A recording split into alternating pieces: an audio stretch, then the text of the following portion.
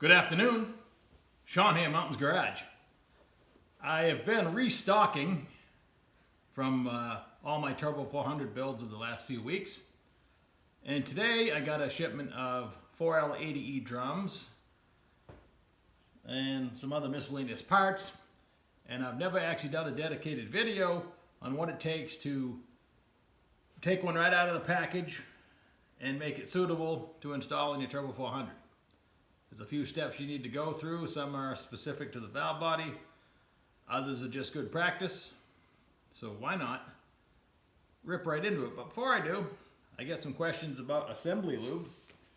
My favorite is good old petroleum jelly. Go right to your local grocery store and for less than $2, you got enough to do about 20 transmissions or more, probably more. The actual assembly lube, it comes in different tacks, they call it. This is blue. It's light tack. I think red is even thinner than this. And green is heavy tack. Firm tack, it says. And it will probably not melt outside today, and it's 90 degrees here in Maine today.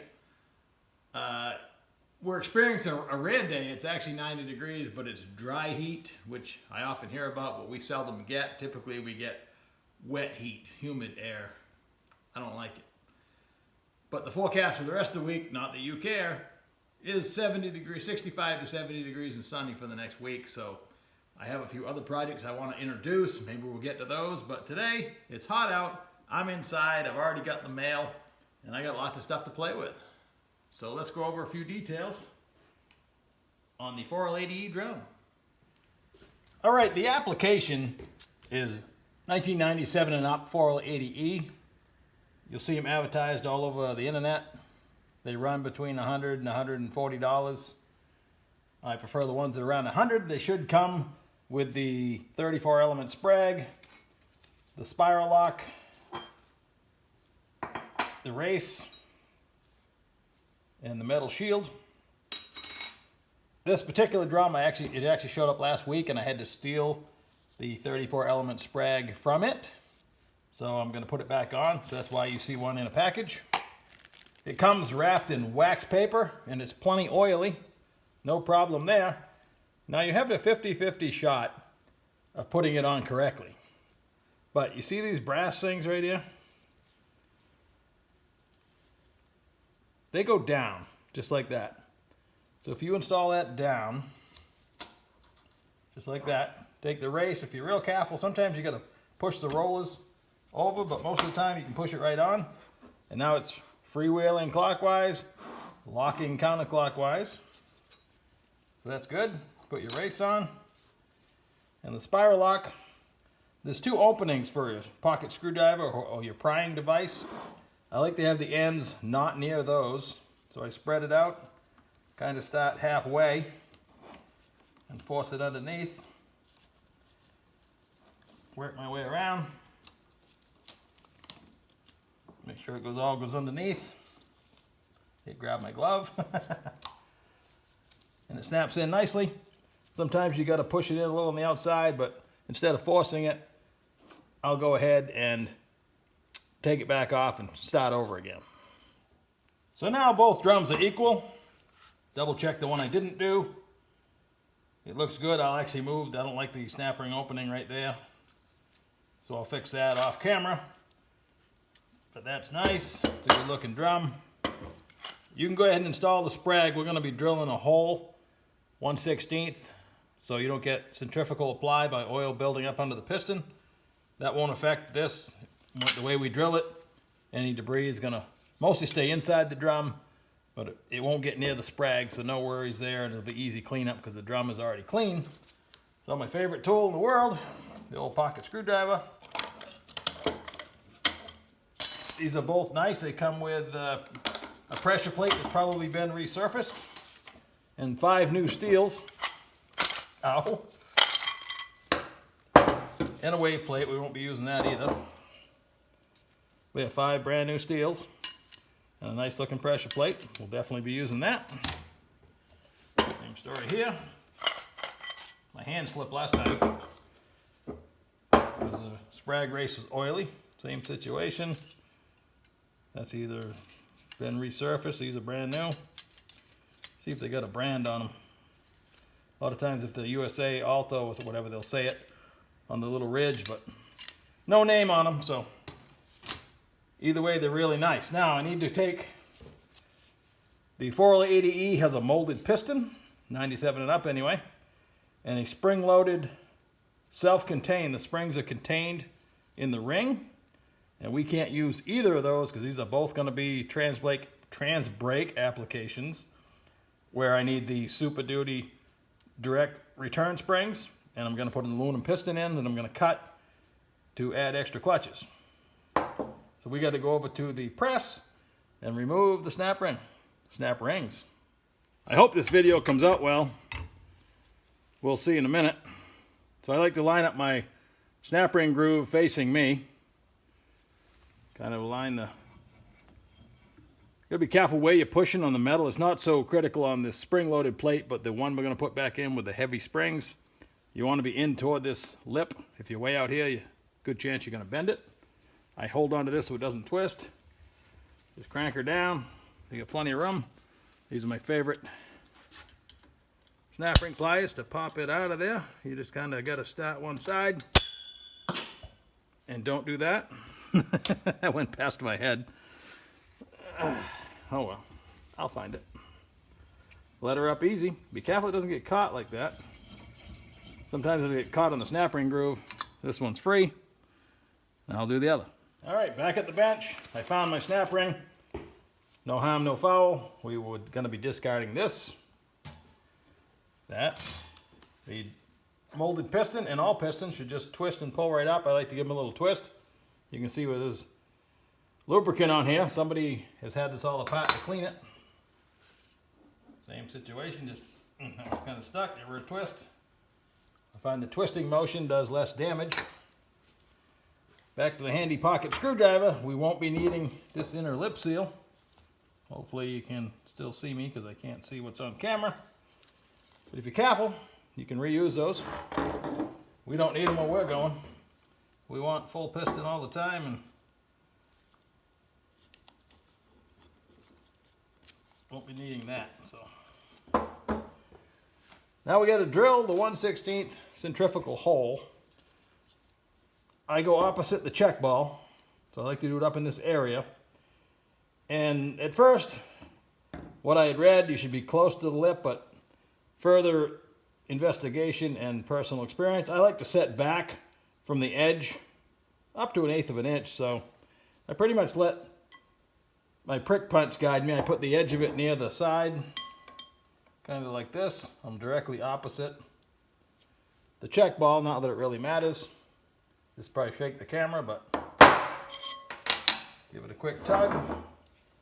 Same situation here. Just gonna line it up like that.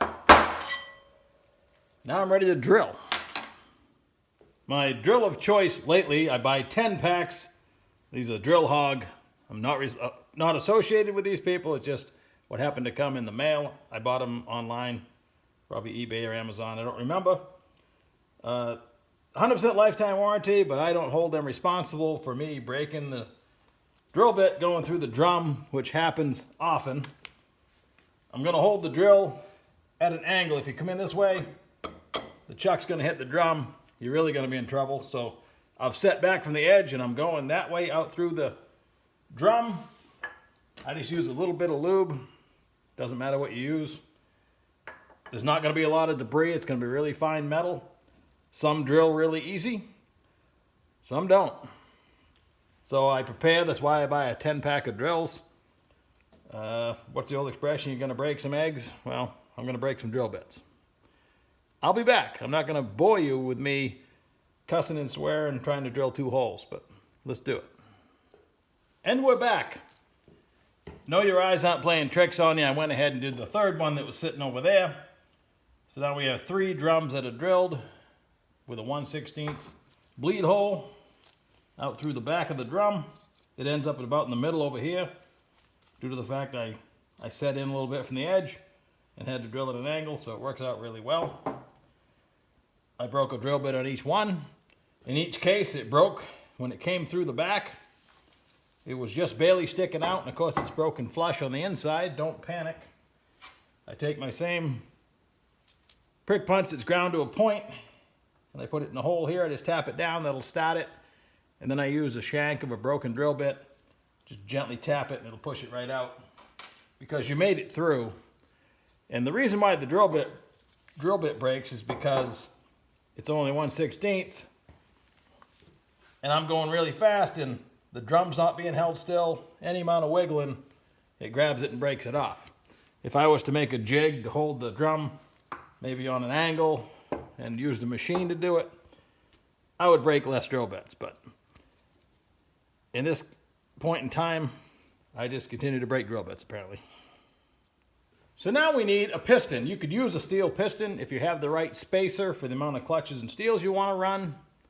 You can. I don't. I want to add extra, so I have bought a bunch of used, the old style aluminum apply piston. The new style, you'll know it when you see it. It has a really small ridge to push on it. This pushes on the whole flange right here.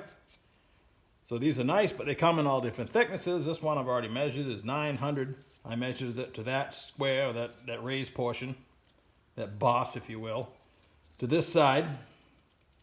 And that's 900. That's probably a 4-clutch unit, probably 1976 by the date. I could look up the part number to give me more information because there is a part number on it, but I haven't. Sorry about that. This one's 740 thousandths. Same situation, that's probably a 5-clutch, maybe. Either way, too thick for what we're doing. This one I've already cut. It measures 600 thousandths, 601, depending on how you hold it, 599. So yeah, when I cut it in the lathe, it's 600 thousandths. I grab it in the lathe, I grab the jaw this way. So I'm free to machine out here. It kind of vibrates over the clunks, but it's not bad. The material comes off really fast. I could cut that 900 down to 600 in a couple minutes. And I just I advance the table by hand and I actually crank it back and forth by hand. I cut both directions. It goes really fast. So for 6 clutches and steels, I want a 600 piston. I'm going to set it in there without seals for right now. The clutches and steels I've chosen are the factory direct 88 thousandths. So we'll start with 1 steel. Now, you see how they're only have a few lugs or nugs that lock into the lugs, whatever you want to call it. My brain wants to line them all up, and I have to train myself to just let them be random. If I line them all up, I'm really only putting the strain on the same 8 or 10 lugs. So I just put them in random, if that makes any sense to you. I pay no attention to what I'm doing. These are green high energy Altos, and they're 79 thousandths. So these are full size direct clutches and steels. When I'm putting these in for the last time, I will lube them, but as I've mentioned, I installed it in the transmission without, so I can grab a hold of it, and in this case, we haven't put any lip seals in there yet, so we're going to be taking it back apart. Right now, I'm just checking my stack height. I'm just below the shelf. This is actually pretty tight, but it's also brand new, but I'm still below the shelf, and when I drop the pressure plate in, you'll hear metal. So I know I have some clearance. A lot of trans brake valve bodies tell you to set it up tight. Others want 50 or 60 thousandths or 10 thousandths of steel. I seldom, if ever, go that much when they're brand new. If I was to run this and take it back apart and I had 40 or 50 thousandths, that'd be great, which is probably where I'll end up when this stuff breaks in. Right now it's all brand new. So I'm totally happy if I'm below that shelf where the pressure plate sits. That's a good stack up. My apologies for that last piece of video. I think I was down the bench too far this way, so I slid down a little bit. I busted out a new thing of petroleum jelly, and I lubed this area where the inner seal's gonna ride, And the bore where the outer seal is going to ride on the only piston I've cut yet. Your seals, the lip has to face the oil, if that makes any sense. These are also offset, so it goes just like that. If that's a hat, if you will, the hat's facing me. I never tried putting it in the other way, but I'm sure it would feel wrong. But the lip is going to be facing the incoming oil. Same story with the outer. It's shelved, so I think it would feel really wrong backwards. I've never done it. But in this case, the lip's going to be facing the incoming oil again. Just run it right around. Make sure it sits in there comfortably. Don't rush it. You'll know when it's right. I hate to say it. I say it in all my videos, my transmission videos, but you got to lube her up. I like to get a little bit under that lip too. It'll squish out and only help the situation. It's Vaseline is really soluble. Petroleum jelly. Vaseline's a brand, but this is petroleum jelly. It will dissolve quickly. And you'll never even know it's there. It doesn't hurt a thing. Probably helps. For all I know, hey, it heals a cut. So, those are well lubed. I've lubed the bore, like I said. I'm going to use my tools, but there's lots of other methods. This is also a good one. If I was using this method, I would set it in and then work my way around, inner and outer. You can use these as well, but I'm not going to because I didn't pay big money for these either, but yeah, I'm going to lube this too because you can't get it too slippery. Same with the inner. This is only plastic and I wish it was something else, but I tried to give it a good life. So that's tight there. I find it helps if my hands aren't quite as slippery in this step, so let me wipe my hands. You can use a right or left hand if you're right or left-handed. I make sure these don't jump up, and just like I took it out, I'm going to give it a twisting motion. Be really careful. It goes right in. Just like that. And when it turns in its bore, you can't push it down anymore. You know it went in easy. You didn't hurt a thing. You would have the same experience, especially with this. This is great. But it's just on the difficulty scale, it goes up, of course. These tools are actually made for the job. I try to keep a brand new set of Transbrake direct drum release springs so I can have them all assembled. This is my last set. I've ordered more. I've always tried to keep at least one set ahead. I find myself spending a lot of time waiting for the valve body because I don't keep a Transbrake valve body in stock all the time. And it would be nice, for instance, if I'm doing an altar bell, if I could actually get the internal of the transmission assembled, get the bell housing installed, and then all I need to do is install the valve body, but that requires you to have a new set of springs. You need to know all the modifications that are required inside the transmission, and you also need the correct pressure regulator spring. Those are they're all going to run around 180 to 200 pounds, but that's where also it could potentially tie you up. So I guess it's best to have your Transbrake valve body or whatever valve body you're going to run ahead of time. But in this case, I know where this is headed. The valve body I'm going to use is the same brand as these springs. So we're going to be good. You need to get the spring retainer from a traditional non-4L80E drum. These are not hard to come by. You could, again, run the molded piston in that if you weren't running the Transbrake, but we need these big heavy springs. And we need to go put that back in the press and install the snap ring. And like I mentioned, I'm going to put the pieces that push are curved. I'm not going to do it way out here and end up bending this down. I'm going to push as close to this curve right here. That's a really strong portion of it. And to date, I haven't bent one yet. Back from the press, I saved you the aggravation of having to watch it because it's kind of dark over there. And I didn't want to set up any auxiliary lighting. The gap in your snap ring needs to be between these raised round lugs.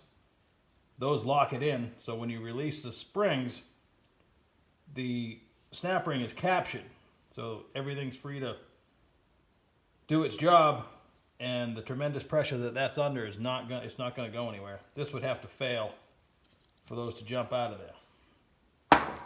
So now we have a complete race ready 480E direct drum, which has a larger, wider race, because I'm going to run 4 clutches and steels, also 480 specific, and the pressure plate. We have a 34 element Sprag, freewheels to the right, locks to the left. Interesting reading I've been doing. When you put heavier springs, for instance, in this direct clutch drum, you would think, one, it would apply slower and easier, but the opposite is true because there's so much hydraulic pressure available. I don't think the delay is measurable, but the hydraulics having to overcome the heavier springs actually applies harder and increases the torque rating of the drum. The same goes if you put in a video about a year ago on the center support behind the intermediate clutch apply piston, I had put extra springs. And I questioned whether I was helping or hurting it. Come to find out, that actually increases the holding power of the intermediate clutch pack. And so, if you can believe what you read, these springs also, due to the fact it's going to apply harder and grab onto the forward drum better, increases the intermediate clutch pack holding capacity. I just read that yesterday. That kind of surprised me. I had to read it 3 times, but I don't want to get too deep into theory, but hey, it sounds good to me. So now I can toss my clutches back in. I'm not sure you really want to watch me do that, but I'm going to do it anyway. This video, I'm afraid, is going to be longer than I had hoped. Again, I just try to be totally random. My brain wants to line them all up because that's apparently the way I'm wired.